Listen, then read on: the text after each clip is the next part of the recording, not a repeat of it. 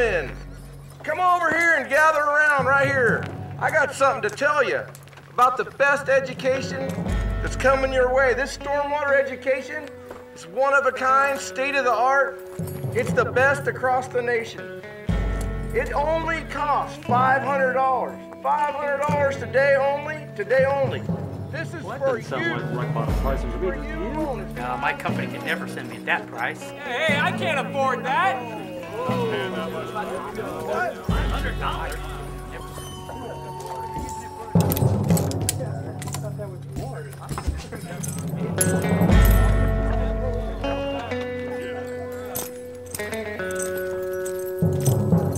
You can get your ticket today. I'll accept silver, gold, whatever you got. Just come over here and talk to me right now. Not even bankers can afford that. You're gonna have to cut me a deal. You know, folks, it's required by law. And who are you gonna go with anyway if you don't go with us?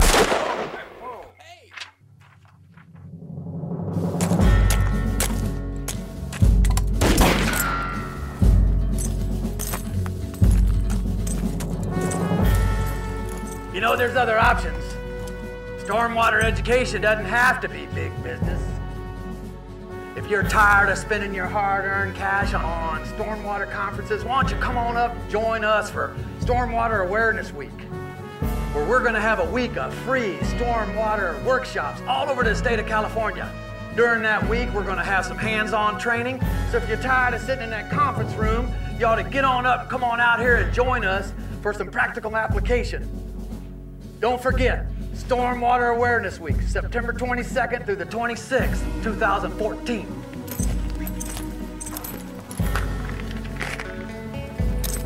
Yeah, that's pretty good. Pretty good news. Yeah, hey, count me in. Pretty good. Count me in. Yeah, me too. I can go at that price.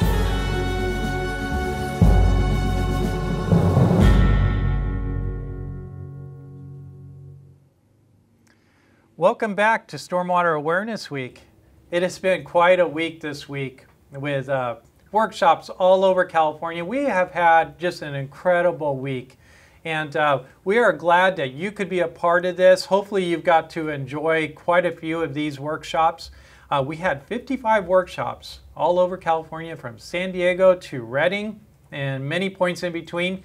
We had 1,335 registrants for these different workshops. So that just blows us away. That's way more than what we ever anticipated. Of those, about 600 individuals have participated in this week's event. So just an incredible week. And yesterday we got some rain. What would be Stormwater Awareness Week without some rain? So that was even fun too. So we're going to finish off the week with this live broadcast, and we're going to be talking about BAT, BCT. So this is a live broadcast, and if you have any technical difficulties, you can try resetting your stream, maybe pushing back a few seconds or a little bit, logging back out and then coming back in. But you know, if it just freaks out and you can't get back to it, you can come back at any time, and it'll be recorded and you can watch it at any time. In fact, if you missed Monday's broadcast, Monday was a real incredible broadcast with two attorneys, our Stormwater Showdown at high noon with two opposing attorneys. If you missed that, it was well worth watching. You can go back and watch the archives. You can get any of these right there at our stormwaterawareness.org website. All right, so at the end of today's broadcast, or actually at the end of each of the two parts of today's broadcast, we're going to have an opportunity for you to get involved. You can type in questions. There's right there on your digital dashboard for this class, there is a place where you can email to us your questions for today's guest. So today we have joining us for our first half of our presentation two experienced stormwater consultants, colleagues of mine. And I want to welcome, first of all, Micheline Doyle-Kiff with Condor Earth Technologies. Welcome to the program. Thank you. And Micheline, you've been in the stormwater consulting field for quite a few years. You help industrial facilities comply with the permit. And also municipalities. And so I know you're very experienced in a lot of the topics we're going to be talking about. And then I also have joining with us Art Dykey with Environmental Pollution Solutions. Welcome, Art. Thank you. And Art, you sit on the committee with me with the Industrial General Permit Training Team, Yes. coming up with what that QISP training is going to look like. And so you too have quite a bit of experience working with industrial facilities. And so that will really come into play with the topic that we're going to be talking about today. So our topic is, what is BAT-BCT? And how do I know if my BMPs are sufficient? So now, that term can be sometimes tricky to define. And so according to the US EPA, I want to read what the US EPA says about it. Best available technology, economically achievable, or BAT, is defined at Section 304B2 of the Clean Water Act. And in general, the EPA says that best available technology, economically achievable, it's quite a mouthful, BAT, represents the best available economically achievable performance of industrial facilities for their various categories and subcategories. Well, that's only half the definition. The other half is BCT, Best Conventional Pollutant Control Technology. And it's defined too in Section 304B4 of the Clean Water Act. And these things date back to 1977. Way back then, amendments to the Clean Water Act required the EPA to identify effluent reduction levels for conventional pollutants. Now, Art, what are conventional pollutants? Help our audience. BOD, pH, total suspended solids, fecal, coliform, oil and grease. Okay. So BCT is dealing with those conventional pollutants. BATs, what kind of pollutants, Micheline, are those? You're looking at the non-conventional pollutants for that, and also the toxic pollutants like pesticides, DDT, dieldrin, Heavy metals. the things you really don't want to go into your storm drain system. Yeah, okay. So when we combine them together, we're talking about all of the pollutants. The definition actually goes on. It says, in addition to other factors specified by the Clean Water Act, it requires that BCT limitations that the EPA establish BCT limitations after consideration of a two-part cost reasonableness test. And the EPA explains that methodology in a Federal Register that was released, quite some years ago, July 1986. All right, so that's a mouthful. That's a pretty confusing definition or definitions. When someone asks you, what is BAT-BCT? In your own terms, in your own words, Micheline, what would you tell your client? When you're looking at BAT-BCT, you are basically looking at the average of the best performing control techniques for your particular industry. BAT-BCT is based on a number of criteria, such as the age of your equipment and the facilities, the overall costs, the type of processes that your facility is employing. And so, I mean, that's just a few of the things. Process changes, but it's kind of a moving target. Okay. Art, what would you tell someone if they ask you, hey, Art, what's BAT-BCT? Well, everything that Micheline just said, and I would add that you go from the Clean Water Act to the permit, and then you get your SWIP, which is a very site-specific document, and that's the document that you really have to adhere to. And so BAT-BCT is site-specific to your facility.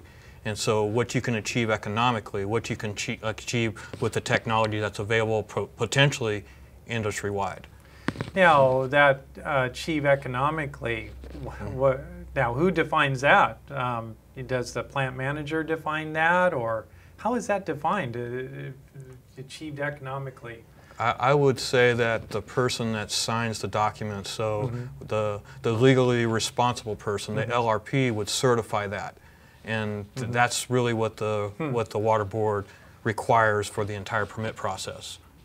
And I imagine there's different opinions too. The EPA may have one opinion of what's economically achievable. A third-party litigator may have another opinion of what's economically achievable, and a myriad of other people, the Water Board and and so forth. And as we're going to see, that's the whole challenge of this whole term, is it's so elusive. That's right. It's very ambiguous.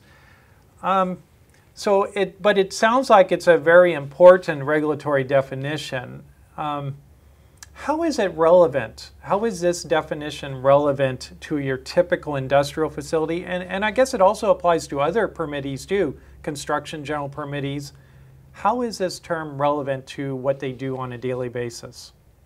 Well, actually it's extremely relevant because it's basically written into the permits that you will adhere to BAT-BCT. And with putting the minimum BMPs, the best management practices, and also the application of advanced BMPs if necessary, you're basically saying that in your SWIP that you will be conforming to the BAT-BCT standards at your facility. So it's extremely important because you're basically saying, I will be doing this. Okay, so you're making a commitment. You're making a commitment. You're going to do this. So it seems like it would just be for advanced BMPs, but it's also for minimum BMPs where if you just look at the housekeeping category of sweeping, so you can go from one person with a broom sweeping, you can go to a modified bobcat with a sweeper attachment on it, or you can go to a regenerative type of a sweeper. So the technology is scaled up there, and it depends on what you need to keep your facility in compliance with the permit, and then also what you can actually afford. Right. And of course, as we were talking earlier, BAT-BCT is relevant because it's in the permit, and it's a standard that both in the current permit and in the new industrial general permit and in the construction general permit, dischargers are held to that standard. You must meet it. And as we discussed on Monday, it tends to be the basis of third-party litigation. Usually you'll get a 60-day notice because they claim you're not meeting BAT-BCT. Because it seems to be such a gray area. Right. But it doesn't have to be. You know, the interpretation, again, is with the facility and then what's available industry-wide. Okay. Well, that brings up a good point. How does a facility operator or a construction site project manager or owner know if they are meeting the BAT-BCT standard? Is there some sort of seal of approval, you know, like the Good Housekeeping seal of approval, or will you get a regulator to come out and declare you BMP compliant? How do they know they're meeting it? Well, the permit has requirements. So you have to, for the new permit, you have to meet and implement and maintain your minimum BMPs. And then you have to do testing, monitoring, inspections. And then you get results from that. And the results are interpreted. For the new permit, they're called the numeric action limits. And then those are compared against a table, and it'll show you whether you're having exceedances.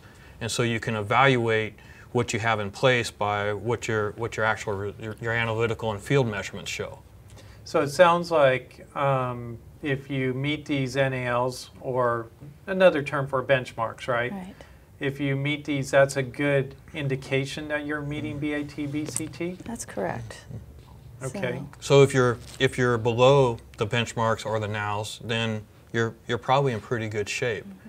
If you're above, then you have issues and things you're going to have to work on, and then you may have to implement a step-by-step process of increasing technology, increasing BMPs, or what we now call advanced BMPs. And this is why it's so important for facilities to be evaluating their sites now, reviewing their SWIPs. Are there BMPs in place? Is there facilities, personnel trained? Now's the time to be doing and taking those steps to push you forward in your compliance so that you know what you need to do. Because you're, as you said, your reporting is going to tell in the end whether or not you're meeting those action levels. Yeah. And with the new permit, at the end of each season, which ends on June 30th, your results are going to be evaluated, and you'll look to see if you're going to actually escalate or step up into a new level. Baseline goes to level 1 to level 2, and as you go into higher levels, there's an increased scrutiny, but an increased requirement that the discharger must implement the tools, the technology, the BMPs to get his benchmarks or his nows down below the levels. Well, I know the EPA, the U.S. EPA, and even the Water Board in some of its fact sheets, earlier fact sheets, even for the previous industrial general permit, said that benchmark exceedances aren't necessarily indication that you're not meeting BAT, BCT. I know many times we've taken that to third-party litigators and they don't quite put as much focus as maybe the EPA would put on that. What if a company puts in these advanced BMPs? What if they put in, you know, they really try to address the pollutants and they're still meeting or missing benchmarks or exceeding NALs? Does that, you know, at some point, does that mean they're not meeting BAT, BCT? Is there necessarily a correlation there? Well, with the new permit, that would put you at level 2, and you would have to do what's called these BMP demonstration reports. They're technical reports that the QISP would be preparing for the discharger. If you can certify, and this is again the LRP is the one that's certifying, that you put in BAT, BCT, you put in your treatment system, it's as much as you can do, then you just continue to recertify that year by year. It complicates if you're discharging into an impaired water body, a 303D listed water body, or there's a TMDL, total maximum daily load requirement on a water body, and then all bets may be off. Okay. So it sounds like this new permit may provide a little bit more assurance to a discharger that they may be meeting BAT, BCT. And that you have the technical report option. And yeah, and what's interesting about that, there were a lot of questions that were posed on this last iteration of this permit, and the response by the Water Board was almost the same, and every time they kept citing a certain section, which was XA, which is a one single paragraph which describes exactly what BAT, BCT requirements are and what's expected. So it's clearly spelled out for a gray area. And when the facilities are looking at implementing advanced BMPs, they really need to do their homework, whether it's the facility or their QISP or their consultant, and evaluate the various control methods that are out there for them. You know, look at the case studies. How are those case studies in showing that the unit is actually doing what the manufacturer says it's going to do, and that their results are going to end up being what they're hoping for. You can use that as part of your backup, your documentation. Exactly. And there's some manufacturers that they'll actually guarantee that you can reach or get underneath the benchmark. So there's a lot of technologies that you should be evaluating, but the level and the intent, the complexity and how many pieces to these units you need, I think you kind of got to do that step by step. Right. Okay, and during part 2 of this broadcast, we're actually going to bring in 3 different treatment contractors and talk to them about how does BAT, BCT fall into and play into treatment.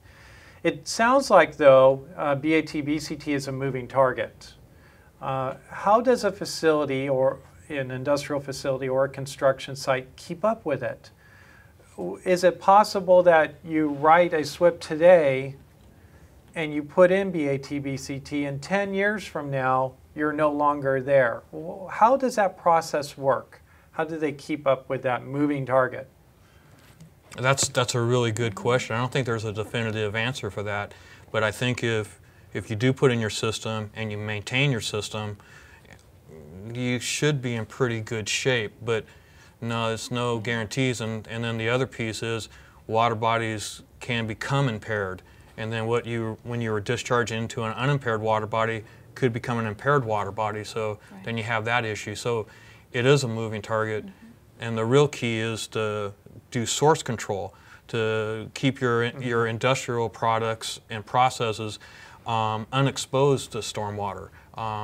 To look there before you look at the treatment, I think is really, really key. And so you might have to refocus on what you're doing as an industry. Your minimum BMPs are really your housekeeping, your spill prevention, your source control, your cover. Those types of things are really the low-hanging fruit for the facilities in terms of trying to keep ahead of the game. Okay. Micheline, is there something that a plant operator or plant manager could do on an annual basis to just do like a BAT BCT check? Is there actually something in the permit that requires them to stay up on how well they're doing? I wouldn't say there's something specifically written into the permit that says you have to do this. However, you're going to be going through an annual evaluation of your facility. With that annual report, you should be doing a thorough investigation or evaluation of your site for both your BMPs, your staff training. Is everything working? You're going to have your sampling results back, which is going to be key for you to look at in terms of whether or not everything is going as it should be on your site. So no, there's nothing that specifically says you have to, but as a good rule of thumb, yes, you're going to be anyway. Well, and in my opinion, it's not necessarily the responsibility of the discharger to know everything that's out there. So for instance, in Region 8, in the Santa Ana region, they're actually testing 4 treatment systems, not side by side, but at different facilities, and they've been doing it for 2 years, and they're about to issue a report on that. But my understanding is, at least from the preliminary information, is because of the drought, they didn't get enough information. So, and that's for a sector-specific scrap metal permit. And then in the state of Washington, in the Department of Ecology, they actually have a program that evaluates and certifies treatment systems. We don't have that in California, and perhaps that's something that we need to do, because a discharger is a business, and they're working specifically on what they need to do for a successful business, but they may not be able to look at all the things that are changing in our industry. Right, and I know that is really, not only is that definition quite complicated, as we started the broadcast out with, but it is so nebulous. It is such a hard thing to define, and what many plant operators want is just black and white.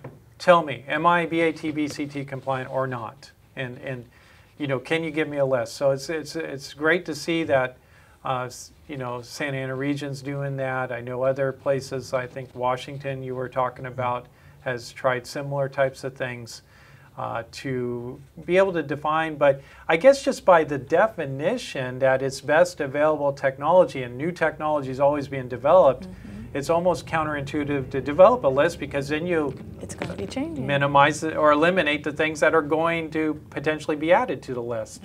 But it can be a continual certification process for a manufacturer or a vendor. Yeah. Right. You know, and that process can be developed. So you can see why it's so maddening for so many facility managers is, how do I define it? How do I know if I know I got it? And where is it going to be tomorrow?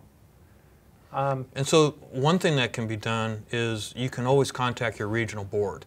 And the discharger can always do that at any time. Just pick up the phone and call the regional board and talk to them about what they want to do. And what they'll typically find is the regional board wants to assist them. But they're so busy that they're not going to be probably calling you. You probably need to call them. Yeah. But I doubt the regional board is going to go out and say, yes, this meets BAT, BCT. I don't think that will happen. Well, I don't know. But they'll certainly probably steer them in the right direction, I would say so. So the process, kind of getting back to the process, on an annual basis, when you're preparing for your annual report, you're doing your evaluation as a part of that process. They should be looking at the data, as you mentioned, Micheline. They should be looking at the BMPs, that they have minimum BMPs, advanced BMPs, and what are some red flags then? I think you've already mentioned it, but just to really summarize this for the facility folks that may be watching this broadcast, what are some of the red flags that they need to be paying attention to when they do an annual evaluation of their program? Well, not just an annual evaluation, but every time they sample. Okay, good. Every result that they get, whether it's the field measurements of pH, whether it's the analyticals from a laboratory, whether they have to analyze for metals, they start looking at that, comparing them to the benchmarks now, and they get ahead of the game before July 1st. Right. And then after that, they're going to have some time. They'll be in baseline with this new permit for the first year, and then 4 storms are going to have to be sampled, and they're going to get additional information. Each time they get a result, they need to do an evaluation and see what's going on, and then see what they can do to change it, and then see if the next time they sample, if they can see a positive benefit from that. So really paying attention to those analyticals. Yeah. And right now, the next 10 months, that's what they should be doing, is reviewing their existing data against the benchmarks, seeing how this, make sure they're implementing all their minimum BMPs correctly, evaluate their next round of sampling. And, people are going out there doing monthly inspections. So as they're doing those, they should be taking a look at their site and taking a look at their BMPs. Do my filters need to be cleaned out? Are things working the way they're supposed to? What can I be doing better? Okay, very good. So would you say this new industrial general permit that will take effect next July 1, does it have a greater emphasis on BAT-BCT? What do you think? I don't think it has a greater emphasis on it because BAT-BCT has been around, like you said, since the 70s. So it's not so much that there's a greater emphasis on it, but I think it's more defined in the language of the permit that you will be doing this, especially with the minimum BMPs and the advanced BMPs. So I don't think so much that there's more emphasis, but there's a greater definition to what the facility needs to do. Yeah, and I might add, there's more detail. Design storms are now spelled out, and so that's how you would actually build a flow-based or a volume-based treatment system. The BAT-BCT definition is in the fact sheet and is in the actual permit in a little bit more clarity, I think, than it has been before. Before it was just kind of, in my opinion, buried in there, and they're pulling that out and they're making that more clear, I think. And I think that's what the State Board really tried to do with this permit, is they really did try to spell things out. It may not seem that way to a lot of folks. Because it's a general permit. It's not a specific permit, and that's the key, because it has to apply for all the industries right now. So they can't get very specific. Right. All right, well, we're going to take some time to open up questions to you, our audience. So if you have questions you would like to email in and haven't already done so, do so quickly. And we're going to go to our questions right here. Let's see. Okay. You might have already kind of addressed this, but is there a list of technologies that meets BAT-BCT? In the state of Washington, there's a list of approved technologies that meet their criteria, but it doesn't necessarily translate to the state of California. Right. Okay. They have narrative Effluent limits. effluent limits, Right. which are basically in our permit now, but not so much as a list that you have to implement. Okay. Yeah. Here's a question. Our city's corporation yard falls under the industrial general permit due to city buses being stored on site after hours. However, our buses are natural gas. Any recommendations on how to get out of permitting since the buses are not gasoline based? Well, that's an interesting question. What do you think of that one? Well, the first thing that comes to mind is, well, the buses are parked there, or where are they maintained? So are they maintained indoors? Because even a natural gas bus needs to be maintained. Are the tires changed indoors or outdoors? Where are they washed? So there's a lot of questions to ask on that, but it sounds like, well, and then buses have hydraulics, there's other grease, there's other things that can... Your brakes, everything and brakes, else so that go there's... along with it. Yeah, so I don't think that gets them out of the permit, but I think it goes a long ways towards minimizing their exposure. Right, so it's not so much just what they're fueled by, but what else is associated with the maintenance of those buses. So it's a tricky question. All right. But for greenhouse gases, it's great. That's right. And let's see, here's another one.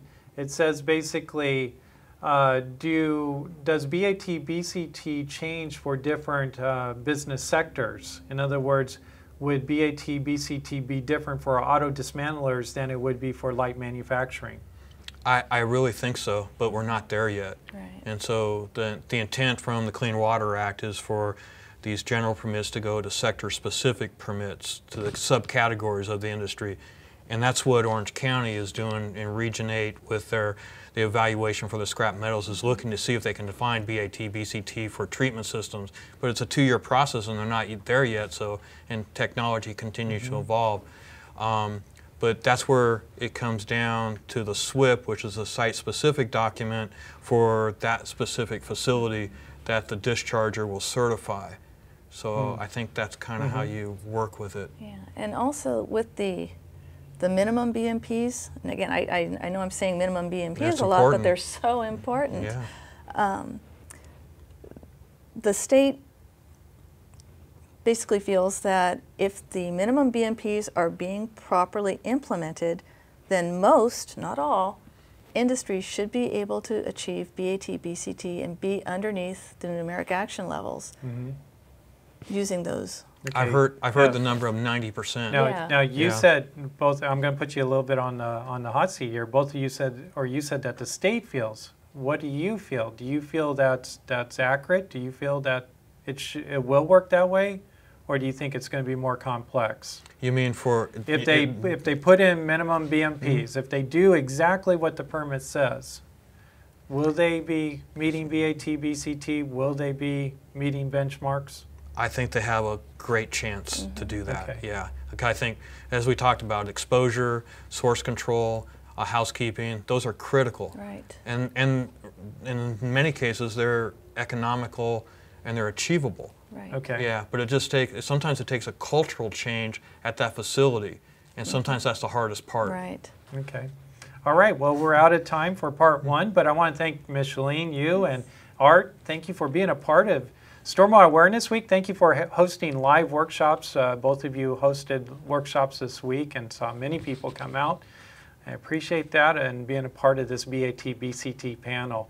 All right, we're going to take a brief video break here, and we're going to actually look at some active treatment, and then we're going to invite in 3 different treatment contractors to talk about BAT BCT from their perspective. So we'll be right back after this video.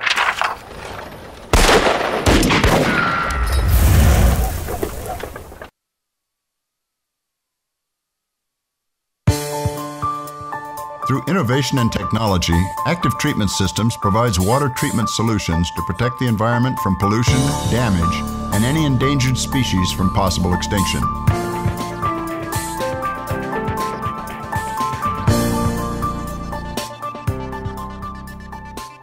California's Folsom Dam is located about 25 miles east of the city of Sacramento, California. The dam is 340 feet high and 1,400 feet long, with a storage capacity of 977,000 acre-feet. In addition to flood protection, Folsom Dam Reservoir provides water for municipal, industrial, and agricultural uses, generates over 10% of the greater Sacramento region's power needs, maintains water flows and temperatures for fish and wildlife, provides flows for bay and delta water quality, and offers recreation to some 2 million visitors annually.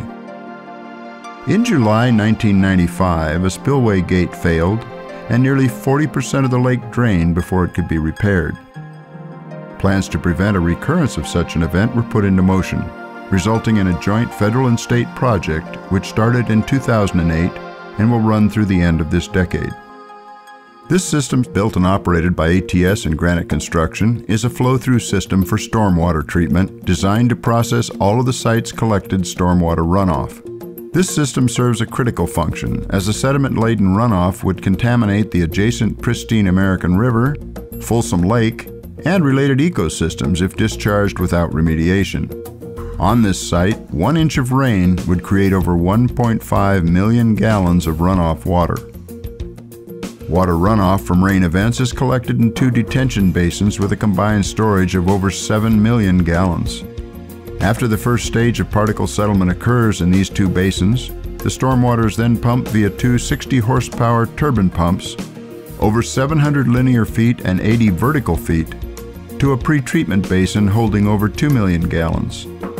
In transit between these basins, the water is injected with a dry flocculant via a unique dry feed system, which starts a flocculation and coagulation process with the suspended sediment particles. pH levels are then adjusted up or down with chemistry to meet the permit requirements. Suspended solids are further removed by passing the water through an array of chemically enhanced sand filtration units. During the treatment process, automated instruments and an on-site laboratory support water quality monitoring. A computerized system collects data and also controls automatic valves for recirculation or discharge of the water, depending on the water quality parameters. Clean water is then discharged from the ATS into Folsom Lake at up to 3,800 gallons per minute. It is pushed in a 16-inch pipe, 110 vertical feet and 2,600 linear feet by two 125 horsepower turbine pumps. The entire system of water conveyance, treatment, and chemistry injection operates automatically, while a system of alarms alert local personnel if system upsets occur. The successful outcome of water treatment on a project like the Folsom Dam upgrade depends on the design, implementation, and ongoing operation of the treatment system to assure that government regulations for water quality are met. The primary focus of ATS is on its responsibility to successfully meet these requirements in a timely and economic manner.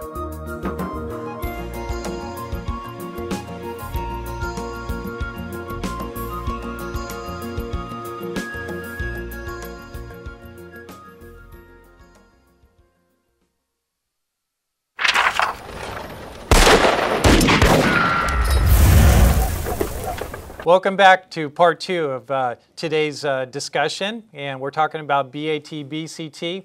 By the way, we hope you've enjoyed this week's lineup of free broadcasts and free workshops.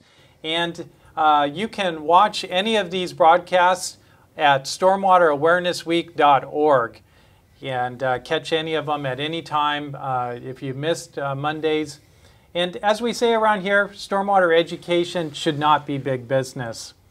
Well, for this second half of the program, we have invited three experts on treatment to be here. And I want to welcome first off to my right, Craig Kalagi. Thank you. With Filtrex International. So welcome to the show. And then also have Matt Hermaka with Baker Corp. And welcome. Thanks. And then Shane Kiley with Active Treatment Systems, Inc. And so welcome, gentlemen, to today's program. All of you have been involved for quite some time in stormwater treatment. And as we'll see here in a little bit, it is a little different types of treatment, but yet you've been involved in that. In fact, Matt, you actually helped write some of the attachment F on active treatment systems in the construction general permit, some of that portion of the permit. Yes, as part of the stakeholder process. So you had input into that. And, yes. Yeah, so good. All right. Well, during the first half of the program, we were discussing with Micheline and Art, what is BAT-BCT? And as we saw, it can be nebulous at best. It's a moving target. And no wonder lots of dischargers and even the regulatory community have a hard time really getting a handle on it. You guys have been in this business for some time. Have you seen a progression? Have you seen changes in this industry? How have you seen it? Matt, let's start with you. Yes, I mean, it has been a progression over the last, I would say, 15 years.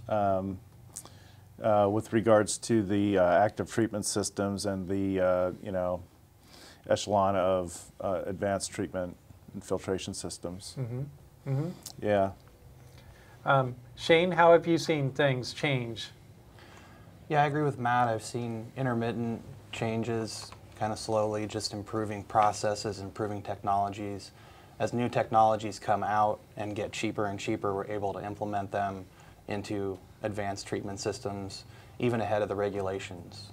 Yeah, well, even the last round of the construction general permit represented a substantial change. When Attachment F came out, it really redefined how treatment was to be done at construction sites. Yes, absolutely. Some of the major changes there really mimic Washington State Department of Ecology's work that we did in that state. And Art in the last segment alluded to it. you know, there's a formal technical review committee that is a part of Department of Ecology in Washington State, and so, you know, there's some guidance and there's some criteria, and there's a formal process to work through in that, and that was really mimicked for the most part. If you look at those two set of guidelines, for at least when you're talking about adding, you know, a polymer or a coagulant to your treatment system, those two states really mimic each other. There's some subtle differences, but for the most part, yeah. Well, Craig, you're with a treatment company that's quite different than these other two gentlemen. Right. But you probably have seen some changes in the industry and how things happen over the years. Yes, big changes in some respects in that we're seeing a greening of the industry, and by greening I mean using more natural products, what I would call natural capital, things like recycled organics, which we specialize in and have been on the forefront, and utilizing these repurposed resources to literally clean up water and use them in ways that had never been thought of before. Yeah. So in this case, the innovation really is in the application and the use of things that have been around forever that nature uses to clean up the environment, and we are just mimicking nature in order to do that and doing it in more creative ways. Okay. Okay. Well, yeah. Definitely things have been progressing, and that's the whole point of the BAT-BCT discussion, is that it is always advancing, always improving. So the new industrial general permit, and we were talking about that during the first half, talks about these advanced BMPs. How does treatment play into this new permit and the construction general permit? Is it a necessary part of a BMP program? You know, many facilities think that BMPs, when they think BMPs, they think good housekeeping, and obviously that's important. And they might think, you know, like a construction site, fiber rolls or silt fence. But does treatment need to be a necessary part of a BMP program? What do you think? Shane, let's start with you. Yeah, I think absolutely. I mean, if you're not hitting your benchmarks with conventional BMPs like straw wattle and silt fence on a construction site, and you're discharging water out of spec, a treatment system fills that gap. You bring a treatment system as a matter usually of last resort if your other BMPs don't work. Yeah, I would say I would agree with that. Although I don't think it should be the end-all, be-all. It definitely shouldn't be the starting point. It should be a part of your planning process potentially. But you know, these things are meant to work in a conjunction with each other. You know, one doesn't substitute the other. Well, that's a good point, Matt, because the permit and the Clean Water Act even talks about this iterative approach, that it should be a building block almost, and you don't just start with treatment, you build up to that. Absolutely. And test, see if you got benchmark exceedances, as we were talking in the last segment about. But there comes a time, it sounds like, though, when treatment is a necessary part.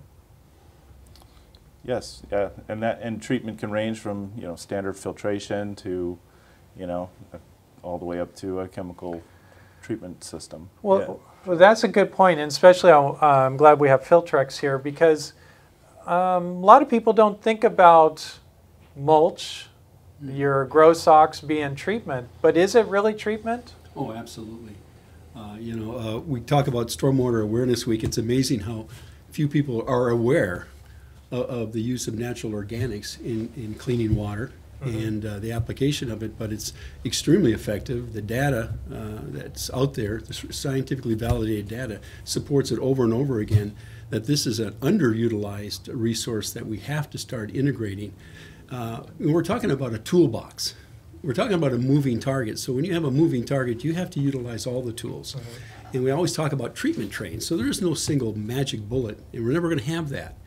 And it will continue to move, and we have to be adaptable. And the way we adapt is by understanding and being aware of all these tools in our toolbox.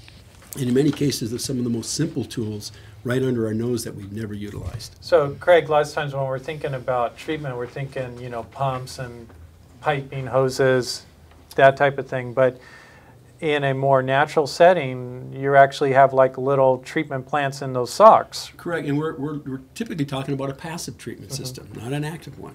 And that passive treatment system may become a very critical component of an active treatment system, in that you can do pre-treatment and allow that active treatment system to even work more effectively as it was designed to do.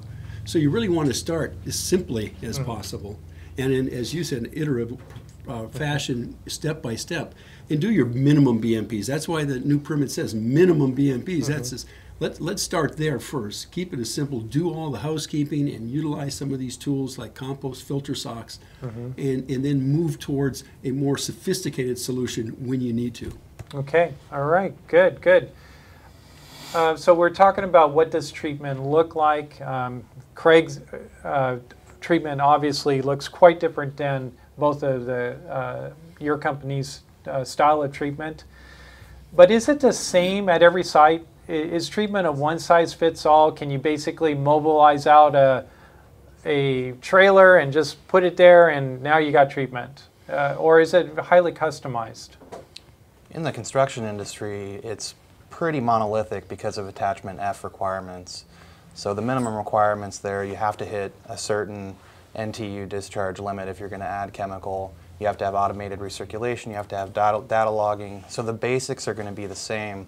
What's going to be different in part is what you're going to see with individual providers, what kind of bells and whistles you're going to get, the quality of the equipment, so on and so forth, and then just the size. So different construction sites are going to be, they're obviously different sizes. So a 5-acre site is going to have a system that's maybe a quarter of the size of a site that's 50 acres. And so how much acreage you have graded off in conjunction with your design storm event is going to size your system effectively. Now I know Baker deals more with industrial, or does do industrial type treatments. When you go into an industrial facility, what are some of the things you're looking at that may have an influence on how you design a system? Well, first and foremost, you know, it's where are we starting and where are we going to, you know, and getting those parameters. And then obviously it's, you know, as Shane alludes to, it's the size and the, you know, runoff coefficients, things like that, that, you know, are involved in dealing with that site. And then it's just designing and developing and deploying a system that, you know, is reasonable from a cost perspective and makes sense and has the ability to reduce the contaminant load to the required discharge limitation. And, you know, it is definitely building blocks. I think, you know, the base system, you know, per attachment F is definitely very specified now that we have that guidance. But, you know, beyond that, you can start adding absorption steps and, you know, other filtration steps to target, you know, individual pollutants as well. Okay, so what types of pollutants would you normally be treating in an industrial facility? Oh, definitely metals, you know, as well as TSS, sometimes TPHs as well. Okay, and organic, volatile organics, semi-volatiles. What are the more challenging to remove, in your opinion or your experience? Well, dissolved salts obviously are elutisol. Dissolved solids? Yes, especially salt. Yeah. Chlorides. You know, as well as mercury, and some of those kinds of things are on the upper end, along with copper. Actually, is fairly hard. Okay. Okay, and Shane, your company is dealing more with the construction type, although I know ATS is also getting more and more involved in industrial. But at a construction site, what type of pollutants are you looking at removing? We're really just managing pH and turbidity primarily, and turbidity is just a measurement of clarity in the water. And I think the idea behind that is if you have a low enough turbidity, you're effectively eliminating most of your other contaminants, although we're not really testing for them. It's really, you're measuring pH, turbidity, and flow on your influent and your effluent. And we manage turbidity primarily. pH is rarely a problem unless you have a big concrete pour, in which case you might have to bring pH down with an acid. But generally speaking, you're just talking about reducing turbidity with the use of coagulants, Removing solids. filtration. Yeah, exactly. Yeah. Now, Craig, though, in the Filtrex type of treatment, what kind of pollutants can your media really tackle? Well, actually, Matt mentioned the need for adsorption. And it's interesting, mulch itself, by itself, without any natural sorbents added to it, is extremely effective on things like metals and hydrocarbons. And in fact, in many cases, like hydrocarbons, once we trap that contaminant, the biological activity associated with that organic material, the compost and mulch, will actually start to degrade it to CO2 and water. So we're not only capturing it, we can actually degrade it and get rid of it. Oh, wow. And we can then add natural sorbents that will enhance and increase the amount of adsorbing going on inside the sock where we're trapping a lot of these pollutants. And so that also allows us to grab a hold of some of these soluble contaminants, some of the metals, bacteria, nutrients like nitrogen and phosphate. They're tough. Nitrogen, particularly nitrates Right. are a tough one to grab a hold of, but we certainly can do that, and we can do it in such a way that if we do a treatment train, we're not trying to do everything with one filter. We're doing it through a series of filters or phases. And so I think when you think in terms of treatment trains, you're on the right path, and this is something that people have to be aware of, that there is one filter is not going to do all that work. Right. In fact, you can easily overwhelm it. Right. All right, well, if a facility is treating its water, maybe even every gallon of water discharge, there may be a temptation to sit back and say, hey, I got a treatment system, we're covered, we're good. Are other BMPs important when it comes to treating stormwater, whether at a construction site or an industrial site? Do you need to pay attention about other, other BMPs? Yeah, I mean, absolutely. If you're talking about, with this, if you have an ATS system, an active treatment system, sitting on your discharge point for the site, and you have that sized for the 10-year 24 for the permit, to treat every drop of water that hits your site, it's very important to retain as much pollutant load above that source, above that point where that is pulling from as possible, not only from a cost perspective, because there's things like chemical additives, polymers, coagulants that we're using, but there's also just a labor issue. There's all kinds of issues surrounding that makes sense to keep the load off of that BMP. Yeah, and I know, Craig, we were talking the other day about a bioretention area actually needing a filter like a car needs an oil filter. What did you mean by that? Good question. Yeah, a lot of people build these beautiful bioretention basins, filtration basins, bioswales, and that, all with the purpose of grabbing hold of that stormwater runoff and infiltrating it into the ground, and hopefully in the process even cleaning it as it infiltrates. Well, what happens when you fill all that pore space up that you work so hard to engineer that soil? All of a sudden that filtration system, that biological filtration system, becomes a stagnant pond. And so now you're faced with the expensive task of having to tear that whole thing out and rebuild it. Well, how about using a simple, cost-effective, organic biofilter like a compost sock to capture some of that sediment, allow that water to go through there, and extend the life and minimize the additional overall total cost of maintaining that bioswale. Too much load on that bio retention area will just kill it. It's, again, an extremely important point.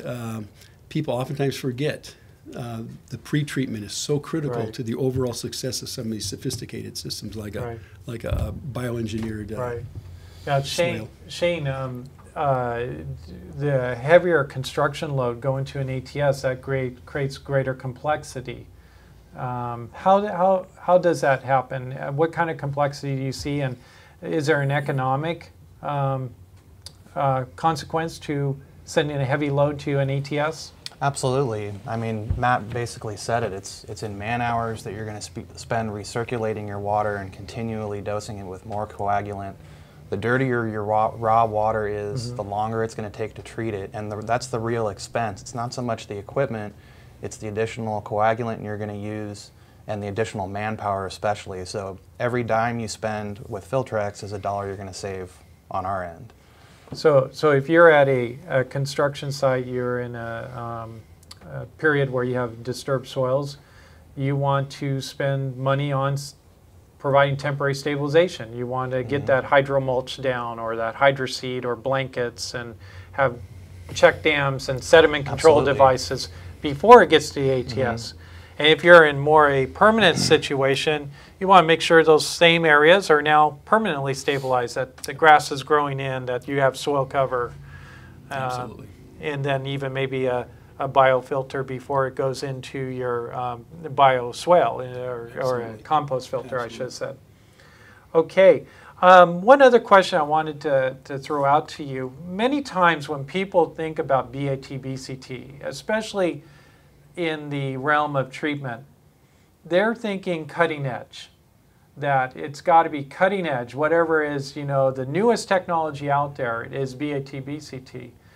Is that necessarily true, or is it that they need to have a technology that just works, and that technology may be decades old? What's your thoughts on that, Matt? You want to? Yeah. So I don't think it's based on what's the newest thing. I don't think it's based on what's the most expensive thing. I think it has to be a good planning upfront decision that is targeting what is reasonable and what is applicable for that particular site, and it's a risk versus reward decision. Yeah. So I know, Shane, we were talking earlier about you got reverse osmosis, and that certainly is a technology you could use. Not too many people would use that. Yeah, not on a construction site. I mean, it just doesn't make sense. And you might have a sand filter that could do the job. Certainly not as high tech as the reverse osmosis, but that sand filter, could it meet BAT, BCT? Absolutely, especially if you're working as a team with the project owner and the SWIP provider and the SWIP installer. They really need to all be functioning as a team so that you don't end up spending more money than you need to on treatment or really any other part of it. So, yeah. I just want to comment that the new permit is all about results. It's not enough to throw a bunch of BMPs down and they look great and gee, they're the newest and latest thing. That's the whole emphasis on monitoring and sampling. It's prescriptive. It's no longer acceptable just to do something. You have to show that you're getting results. And that's what the new permit's all about. And that's a nice tie into the earlier segment, because that's what our two consultants were talking about. It really comes down to, are you exceeding benchmarks or not? All right, well, thanks, gentlemen. We're going to open it up now to questions from you. And so I want to take a look to see if we got any questions coming in. Well, here's one for you, Craig. Okay. Can LID, that stands for low impact development, can those measures be utilized in an industrial setting? And while you answer that, I'm going to see what other questions we have. That is a great question. Low impact development is literally just trying to return a site to as close as possible to what it was before we developed it, to pre-existing conditions, which in most cases would be a natural vegetative situation. We remove all that vegetation, we build these beautiful buildings. In many cases they're impervious, they don't absorb water, so we're trying to recreate that. And one of the fastest growing markets today is the area of green roofs and living walls. They anticipate about a 30% growth in those markets alone over the next 10 years, simply because in metropolitan areas where we have removed so much of the natural scape, if we will, we are now going to start integrating a more natural landscape utilizing green roofs and living walls. So LID can definitely play a big part of it. Engineered and what they call constructed wetlands, well, you're going to start seeing more of that, because sometimes that may be the only effective BMP that's going to get rid of that particular contaminant. So it's going to be a very creative part. I mean, I'm actually excited about the fact that the future of stormwater management is going to be very creative, because it's going to require all of this innovation and awareness to be able to solve some of the problems that we're faced with today. Yeah. Well, good. Here's another question. And I think this would actually be more appropriate for the consultants that we had in earlier for Art and Micheline. But can you summarize the main differences between the old permit and the new permit? It's about the industrial general permit, especially in terms of what the facility needs to regularly do. Well, I think in this segment we're talking more treatment, but I believe both Micheline and Art actually ended their segment by talking about, is there a new emphasis in this permit, or is the BAT-BCT even emphasized more in this new permit? And what they said was, no, BAT-BCT were in both. It's been there all along. In fact, it's been around since the 70s as a requirement. What is changing is BAT-BCT, what meets that today. But that emphasis is still in both permits, equally so. To me, it's interesting that the title for this whole week was the Stormwater Awareness Week. It really is about making everybody more aware of what's going on at their facility and taking responsibility for the stormwater that hits their site. And in doing that, there's a lot more scrutiny on monitoring, sampling, and documentation. The SMARTS program is going to be a critical part. It's not enough just to do something. You're going to have to document that you've done something and that you can show the results and the effectiveness of the BMP you put in place. And actually, Craig, that's a very good point, because to answer this person's question, that's probably one of the biggest differences as we see these new generation permits, whether we're talking the industrial general permit or the new phase 2 MS4 permit or the construction general permit. One of the biggest changes has been just that documentation. That yes, you always had to do BAT-BCT, but now it's more prescriptive in how you do that, how you get to that point, and certainly how you document your journey there. And now it's far more prescriptive in that. People fail to realize all of this information that you're going to be gathering is going to be public information. It's going to be publicly available. That means anybody in society can look at the job you're doing to protect the environment. That's a huge change. Yes, absolutely. All right. Well, I think that's about all the time we have for questions. But I want to thank you gentlemen for being here, Shane and Matt and Craig. Thank you for being a part of Stormwater Awareness Week. I know all of your companies had workshops happening this week. We appreciate that, and a lot of good education going out there to people all over California. Craig, you were all over the state this week. 6 workshops. San Diego to Orange County to Lodi. Wow. So we appreciate you being a part of that, and your company's taken the lead in a lot of these areas. And we want to thank you, our audience, for being a part of Stormwater Awareness Week. If you missed any of either of the live broadcasts, you can go online at any time to see it at stormwaterawareness.org. Also, if you want to learn a little bit more about this event, Stormwater Awareness Week, and what is it all about, and who are these people that are doing this, go onto the website, go to the About page. There's a little 8-minute video or so that you can see some of the history and some of the philosophy of Stormwater Awareness Week. Well, thank you very much, and hopefully you can join us for Stormwater Awareness Week 2015.